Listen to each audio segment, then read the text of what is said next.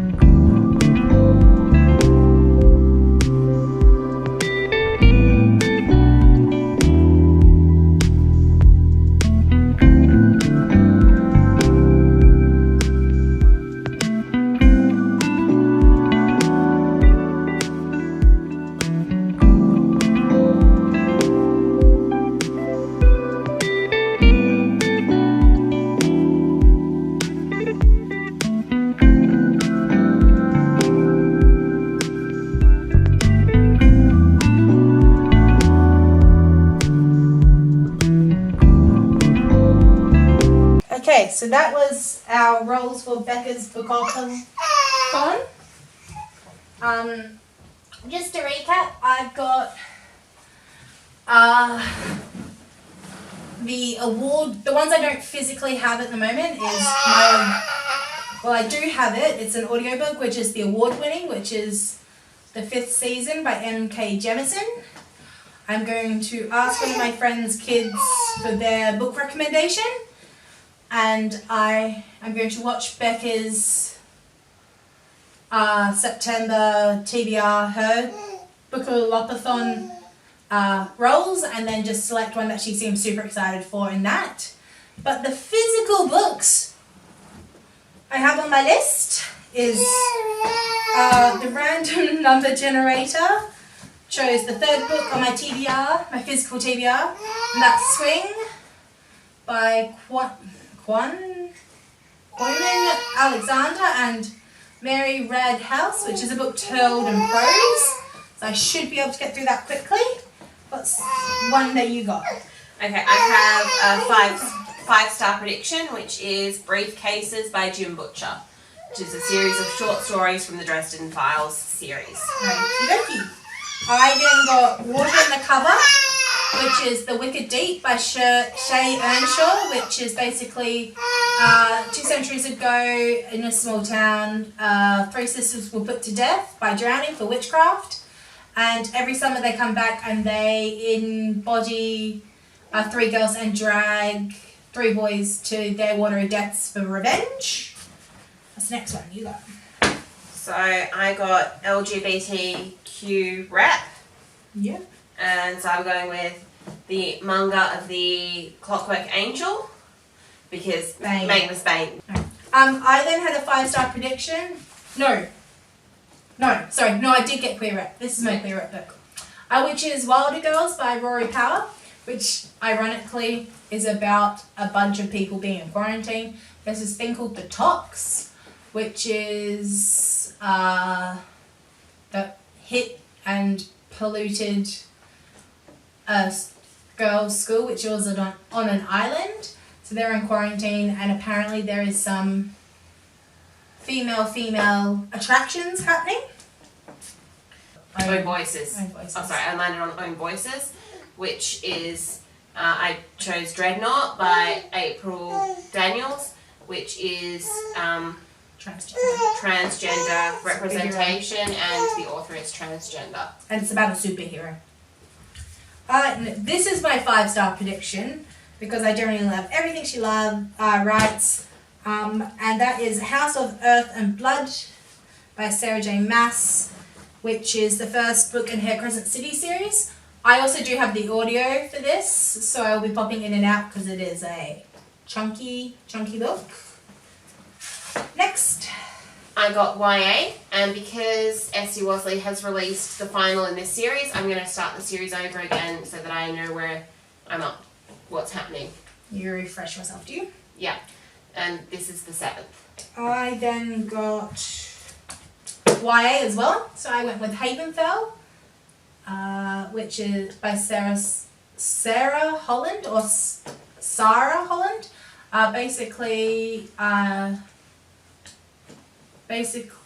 She lives in a place called Havenfell, which is the gateways to 3 ancient realms.